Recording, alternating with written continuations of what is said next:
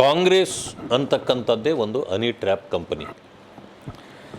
ಈ ಕಂಪನಿ ಯಾರ ವಿರುದ್ಧ ಕೆಲಸ ಮಾಡ್ತದೆ ಅಂದರೆ, ಯಾರು ಅವರ ವಿರೋಧಿಸ್ತಾರೋ, ಯಾರು ಅವರನ್ನು ಪ್ರಶ್ನೆ ಮಾಡಿಸ್ತಾರೋ, ಯಾರು ಅವರ ಭ್ರಷ್ಟಾಚಾರವನ್ನು ಹೊರಗಡೆ ತರ್ತಾರೋ ಅವರನ್ನೆಲ್ಲ ಟ್ರ್ಯಾಪ್ ಮಾಡೋ ಕೆಲಸ ಅದು ಮಾಡ್ತದೆ. ಅದು ಹೊರಗಡೆಯವ್ರನ್ನ ಮಾಡೋದಕ್ಕಿಂತ ಹೆಚ್ಚಿಗೆ ಕಾಂಗ್ರೆಸ್ ಒಳಗಡೆ ಇರೋ ಲೀಡ್ರ್ಗಳಿಗೇನೆ ಟ್ರ್ಯಾಪ್ ಮಾಡ್ತದೆ. ಅದು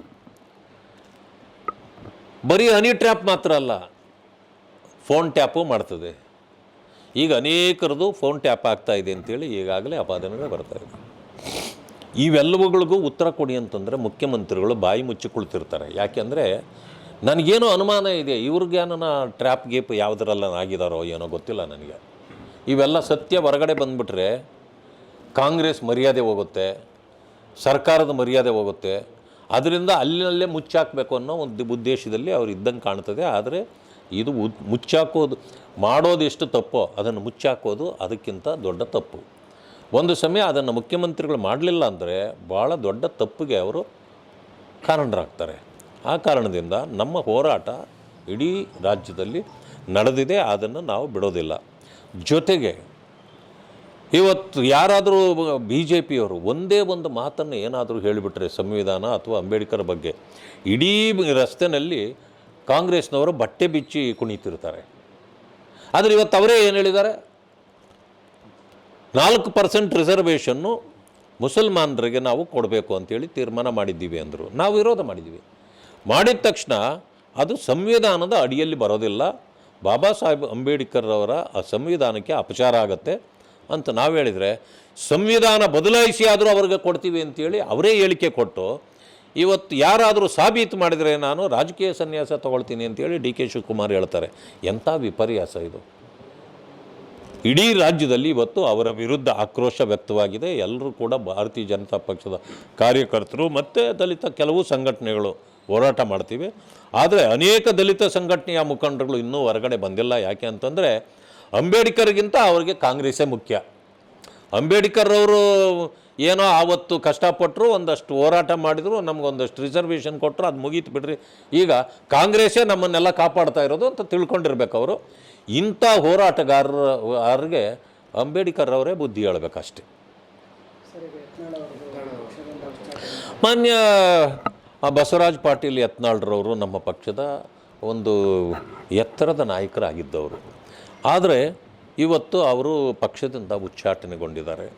ಸೊ ನಾವು ಏನು ಹೈಕಮಾಂಡ್ ಆದೇಶ ಬರ್ತದೋ ಅದರ ಪ್ರಕಾರ ನಡೀತಕ್ಕಂಥವ್ರು ಅವರೆಲ್ಲ. ಇಲ್ಲಿ ಯಾರೂ ಮುಖಂಡರು ಮುಖ್ಯ ಅಲ್ಲ, ಇಲ್ಲಿ ಕಾರ್ಯಕರ್ತರೇ ಮುಖ್ಯ ನಮ್ಮ ಪಕ್ಷದಲ್ಲಿ. ಆದರೆ ಹೈಕಮಾಂಡಿನ ಆದೇಶವನ್ನು ನಾವು ಯಾರೂ ಮೀರ್ತಕ್ಕಂಥದ್ದಿಲ್ಲ.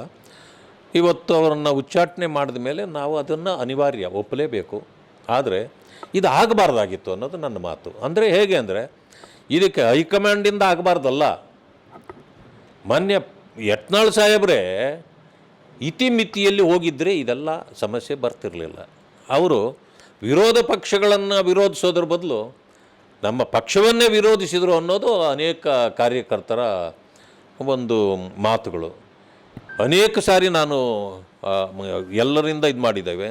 ಶಿಸ್ತು ಪಕ್ಷ ಅಂತ ಮಾತಾಡ್ತೀವಿ, ಇವತ್ತು ಪಕ್ಷದಲ್ಲೇ ಶಿಸ್ತಿಲ್ಲ, ಯಾಕೆ ನೀವು ಅವರ ಬಗ್ಗೆ ಕ್ರಮ ಜರುಗಿಸಲ್ಲ ಅಂತ. ಆದ್ದರಿಂದ ಈಗ ಹೈಕಮಾಂಡು ಕ್ರಮ ಜರುಗಿಸಿದೆ. ಇವತ್ತು ಅವರು ನಮ್ಮ ಪಕ್ಷದಿಂದ ಹೊರಗಡೆ ಹೋಗುವಂಥ ಪರಿಸ್ಥಿತಿ ಉದ್ಭವ ಆಗಿದೆ. ಆದರೆ ಕಾರ್ಯಕರ್ತರು ನಮ್ಮಲ್ಲಿ ಎಲ್ಲರೂ ಕೂಡ ಪಕ್ಷದಲ್ಲಿ ತೊಡಗಿಸ್ಕೊಂಡು ಕೆಲಸ ಮಾಡ್ತಕ್ಕಂಥವರು. ಇಲ್ಲಿ ನಾಯಕರು ಮುಖ್ಯ ಅಲ್ಲ, ಕಾರ್ಯಕರ್ತರೇ ಮುಖ್ಯ. ಆದ್ದರಿಂದ ನಾವೆಲ್ಲರೂ ಸೇರಿ ಒಗ್ಗಟ್ಟಿನಿಂದ ಪಕ್ಷವನ್ನು ಕಟ್ತೇವೆ. ಖಂಡಿತವಾಗಿಯೂ ಅಲ್ವೇ. ಈಗ ಛಲವಾದಿ ನಾರಾಯಣ ಸ್ವಾಮಿ ಇಲ್ಲ ಅಂದ ತಕ್ಷಣ ಬಿ ಜೆ ಪಿ ಬಾಗಿಲು ಮುಚ್ಚೋದಿಲ್ಲ ಅಲ್ವೇ? ಯಾರೇ ಅಷ್ಟೇ, ನಾವು ಪಕ್ಷಕ್ಕೆ ಅನಿವಾರ್ಯ ಅನ್ನೋದಕ್ಕಿಂತ ಪಕ್ಷ ನಮಗೆ ಅನಿವಾರ್ಯ. ಪಕ್ಷ ನಮ್ಮೆಲ್ಲರಿಗಿಂತ ದೊಡ್ಡದು. ಯಾವಾಗ ಪಕ್ಷಕ್ಕಿಂತ ನಾವೇ ದೊಡ್ಡವರು ಅಂತ ಹೋಗ್ತೀವೋ ಇಂಥ ವಿಪರ್ಯಾಸಗಳನ್ನು ಕೂಡ ನಾವು ಅನುಭವಿಸ್ಬೇಕಾಗತ್ತೆ.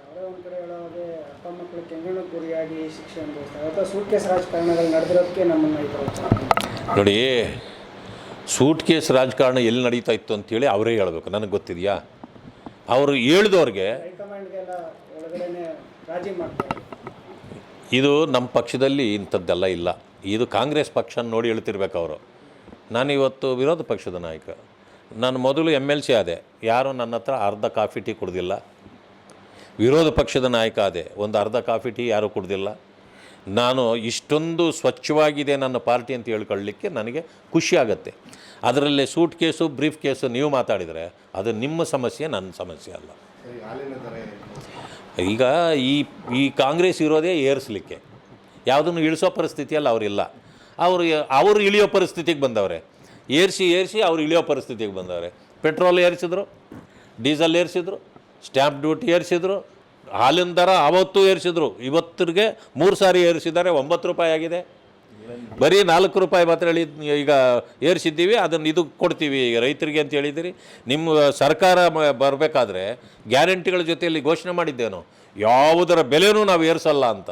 ಮತ್ತು ಯಾಕೆ ಏರಿಸ್ತಾ ಇದ್ದಾರೆ ಅಂದರೆ ಸರ್ಕಾರ ನಡೆಸಲಿಕ್ಕೆ ಅವರಿಂದ ಆಗ್ತಾಯಿಲ್ಲ. ಈಗ ದಲಿತರಿಗೆ ಬಹಳ ಅನ್ಯಾಯ ಮಾಡಿದ್ದಾರೆ, ಮೋಸ ಮಾಡಿದ್ದಾರೆ.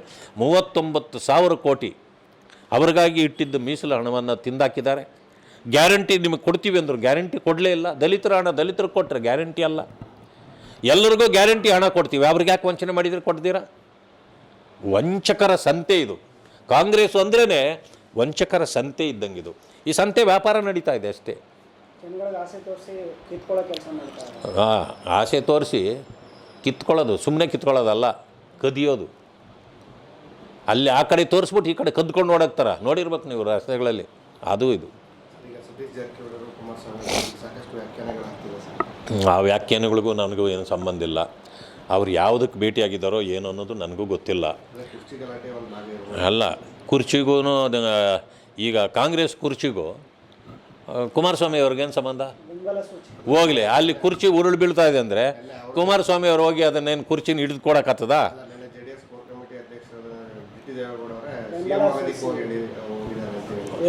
ಅವ್ರು ಕೋರ್ ಕಮಿಟಿಯಲ್ಲಿ ಇದ್ದಾರಾ ಏನೋ ನನಗೆ ಗೊತ್ತಿಲ್ಲ. ಅಲ್ಲಿ ಕೋರ್ ಕಮಿಟಿ ಇದೆಯೇ ಅಥವಾ ಅವ್ರು ಕೋರ್ ಕಮಿಟಿಯಲ್ಲಿ ಇದ್ದಾರೆ ನನಗೆ ಗೊತ್ತಿಲ್ಲ. ಕುಮಾರಸ್ವಾಮಿ ಅವ್ರು ಹೇಳ್ಬೇಕು ಅದನ್ನು. ಕುಮಾರಸ್ವಾಮಿಯವರು ಏನಾದರೂ ಅದಕ್ಕೆ ಉತ್ತರ ಕೊಟ್ಟಿದ್ದಿದ್ರೆ ನಾವು ಹೇಳ್ಬೋದಾಗಿತ್ತು. ಸೊ ಅದು ಗೊತ್ತಿಲ್ಲ ನನಗೆ.